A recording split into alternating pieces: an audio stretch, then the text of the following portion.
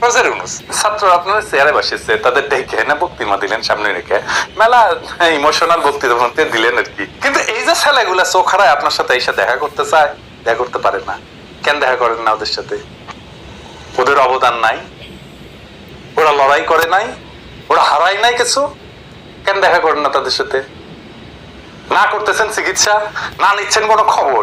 ওর পায়ের বিনিময়ে আপনি ওই চেয়ার অন করছেন, এই ছেলেগুলোর চোখের বিনিময়ে ওই চেয়ারে বসছেন আপনি। আপনারা কেউ খান নাই, দুঃখ বুঝবেন না। ঢাকা মেডিকেল নেওয়ার পরে আমাকে অপারেশন করলো, পরের দিনেই অপারেশন করে 3টা বের করলো। ওইখান থেকে আমার সিট গেল জাতীয় চক্ষু হসপিটালে, ওইখানে আমার এই যে অপারেশন করলো 4-5 দিন পরে আবার অপারেশন করলো, 2বার অপারেশন করলো আমার চোখটাকে।